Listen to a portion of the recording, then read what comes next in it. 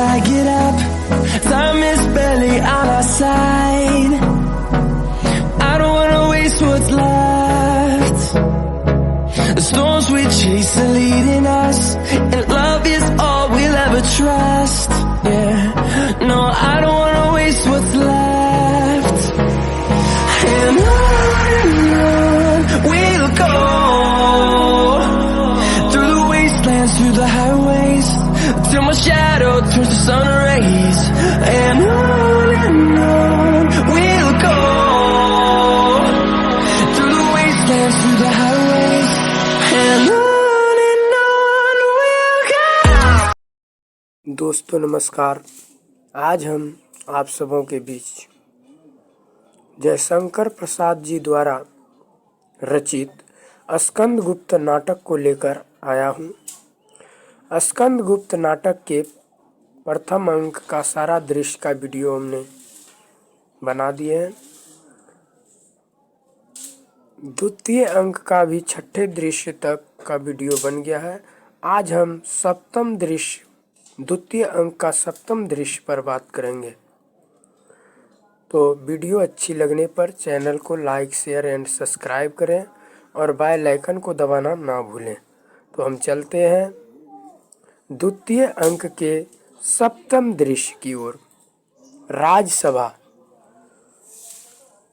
बंधु वर्मा, भीम वर्मा, मातृगुप्त तथा मुदगल के साथ स्कंदगुप्त का एक ओर से और दूसरी ओर से गोविंद गुप्त का प्रवेश।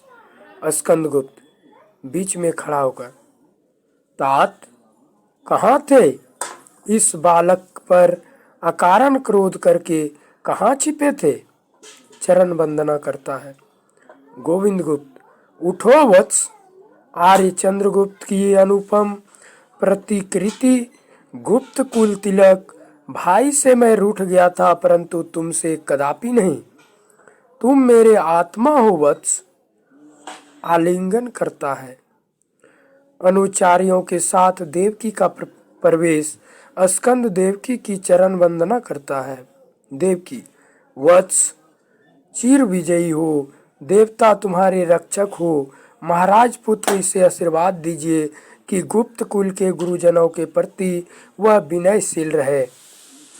गोविंद गुप्त, महादेवी, तुम्हारी कोख से पैदा हुआ यह रत्न, यह गुप्त कुल के अभिमान का चिन्ह सदैव यशोमंडित रहेगा। स्कंदगुप्त बंधु वर्मा से, मित्र मालवेश, बढ़ो, सिंहासन पर बैठो, हम लोग तुम्हारा अभिनंदन करें। जयमाला और देवसेना का प्रवेश। जयमाला, देव, यह सिंहासन आपका है। मालवेश का इस पर कोई अधिकार नहीं। आर्यावर्त के सम्राट के अतिरिक्त अब दूसरा कोई मालव के सिंहासन पर नहीं बैठ सकता। तुमुल ध्वनि, जय मालव। बंधुवर्मा हंसकर, सम्राट, अब तो मालेश्वरी ने स्वयं सिंहासन त्याग दिया है और मैं उन्हें दे चुका था, इसलिए अब सिंहासन ग्रहण करने में विलंब न कीजिए। गोविंद गुप्त, वत्स, इन आर्य जाति के रत्नों की कौन सी प्रशंसा करूं? इनका स्वार्थ त्याग दधीची के दान से कम नहीं। बढ़ो वत्स, सिंहासन पर बैठो, मैं तुम्हारा तिलक करूं। स्कंदगुप्त, तात, विपत्तियों के बदले घिर रहे हैं, अंतर विरोध की ज्वाला, अंतर विद्रोह की ज्वाला प्रज्वलित है। ऐसे समय मैं केवल एक सैनिक बन सकूंगा, सम्राट नहीं। गोविंद गुप्त, आज आर्य जाति का प्रत्येक बच्चा सैनिक है, सैनिक छोड़कर और कुछ नहीं।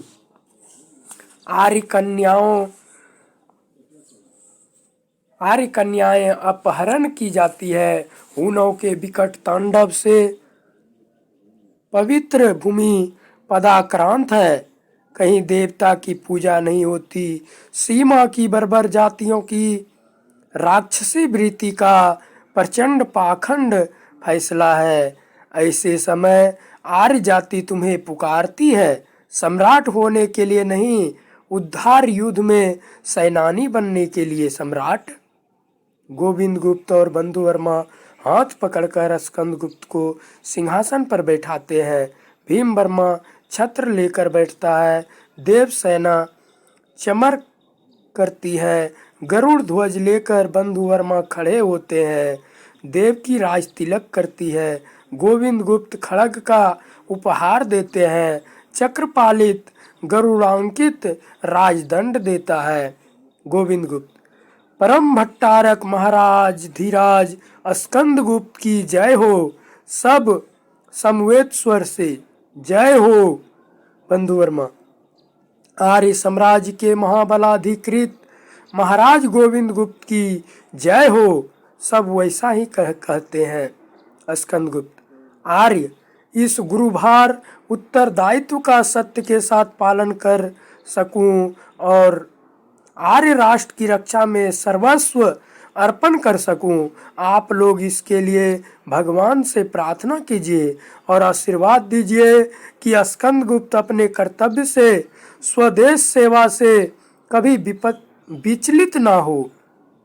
गोविंद गुप्त। सम्राट, परमात्मा की असीम अनुकंपा से आपका उद्देश्य सफल हो। आज गोविंद ने अपना कर्तव्य पालन किया। वत्स बंधु वर्मा, तुम इस नवीन आर्य राष्ट्र के संस्थापक हो। तुम्हारे इस आत्मत्याग की गौरव गाथा आर्य जाति का मुख उज्जवल करेगी। वीर, इस वृद्ध में साम्राज्य के महाबलाधिकृत होने की क्षमता नहीं, तुम ही इसके उपयुक्त हो। बंधु वर्मा। अभी नहीं आर्य, आपके चरणों में बैठकर यह बालक स्वदेश सेवा की शिक्षा ग्रहण करेगा। मालव का राजकुटुंब एक एक बच्चा आर्य जाति के कल्याण के लिए जीवन उत्सर्ग करने को प्रस्तुत है। आप जो आज्ञा देंगे वही होगा। धन्य धन्य का घोष। स्कंदगुप्त। तात, पर्णदत्त इस समय नहीं है। चक्रपालित। सम्राट, यह सौराष्ट्र की चंचल राष्ट्र नीति की देख रेख में लगे हैं। कुमारदास रूपी धातु सेन का प्रवेश। मातृगुप्त। सिंघल के युवराज कुमार धातु सेन की जय हो। सब आश्चर्य से देखते हैं। स्कंदगुप्त। कुमारदास सिंघल के युवराज धातु सेन। स्कंदगुप्त। कुमारदास सिंघल के युवराज धातु सेन। मातृगुप्त। हाँ महाराज धीराज। स्कंदगुप्त। अद्भुत वीर युवराज, तुम्हारा स्नेह क्या कभी भूल सकता हूँ। आओ, स्वागत। सब मंचों पर बैठते हैं। गोविंद गुप्त। बंदियों को ले आओ। सैनिकों के साथ भट्टारक, सर्वनाग, विजया तथा कमला का प्रवेश। स्कंदगुप्त। क्यों सर्व, तुम क्या चाहते हो। सर्वनाग। सम्राट, मुझे वध की आज्ञा दीजिए। मेरे जैसे नीच के लिए और कोई दंड नहीं है। स्कंदगुप्त। नहीं, मैं तुम्हें इससे भी कड़ा दंड दूंगा जो वध में भी उग्र होगा। सर्वनाग। वही हो सम्राट, जितनी यंत्रणा से यह पापी प्राण निकाला जाए उतना ही उत्तम होगा। स्कंदगुप्त। परंतु मैं तुम्हें मुक्त करता हूँ, क्षमा करता हूँ। तुम्हारे अपराध ही तुम्हारे मर्म स्थल पर सैकड़ों बिच्छुओं के डंक की चोट करेंगे। आजीवन तुम उसी यंत्रणा को भोगो, क्योंकि रामा साध्वी रामा को मैं अपनी आज्ञा से विधवा न बनाऊंगा। सती रामा, तेरे पुण्य से आज तेरा पति मृत्यु से बचा। रामा सम्राट का पैर पकड़ती है। सर्वनाग। दुहाई सम्राट की, मेरे वध की आज्ञा दीजिए, नहीं तो आत्महत्या करूंगा। ऐसे देवता के प्रति मैंने दुराचरण किया था। ओह, छुरी निकालना चाहता है। स्कंदगुप्त। ठहरो सर्व, मैं तुम्हें आजीवन बंदी बनाऊंगा। रामा आश्चर्य और दुख से देखती है। स्कंदगुप्त। सर्व यहाँ आओ। सर्व समीप आता है। देवकी। वत्स, इसे किसी विषय का शासक बनाकर भेजो जिसमें दुखिया रामा को किसी प्रकार का कष्ट ना हो। सब महादेवी की जय हो। स्कंदगुप्त, सर्व तुम आज से अंतर्वेद के विषयपति नियत किए गए।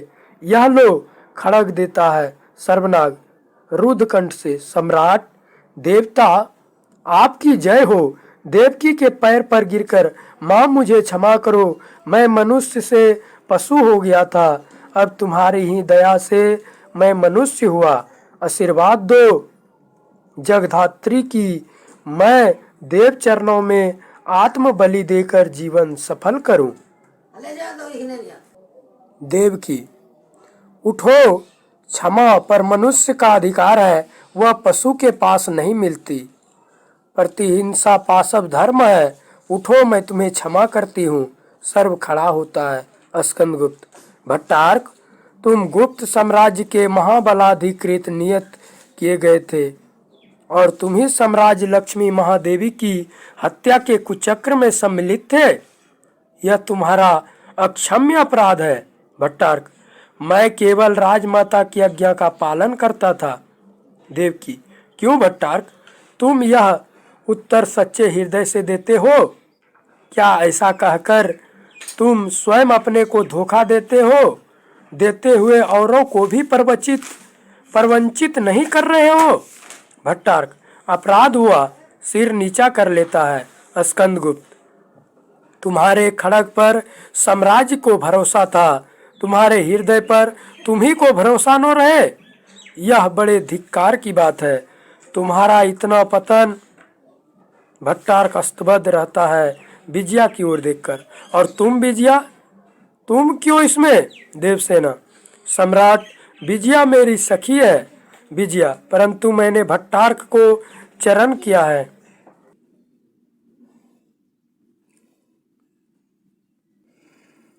विजया, परंतु मैंने भट्टार्क को वरण किया है।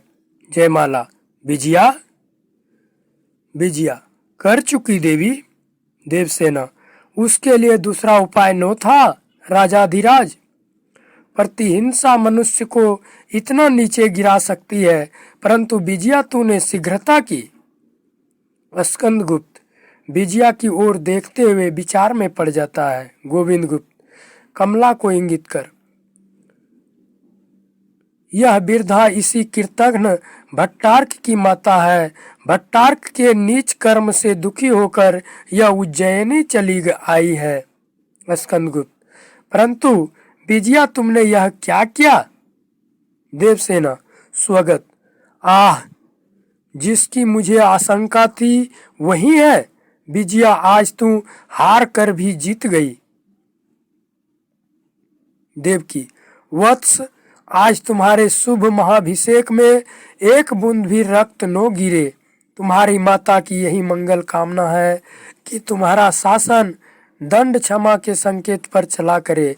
आज मैं सबके लिए ये क्षमा प्रार्थनी हूँ। धातुसेन, आर्य नारी सती, तुम धन्य हो। इसी गौरव से तुम्हारे देश का सिर ऊंचा रहेगा। स्कंदगुप्त, जैसी माता की इच्छा। मातृगुप्त, परमेश्वर परम भट्टारक महाराज धीराज श्री स्कंदगुप्त की जय हो। संवेद स्वर से जय घोष। यवनिका,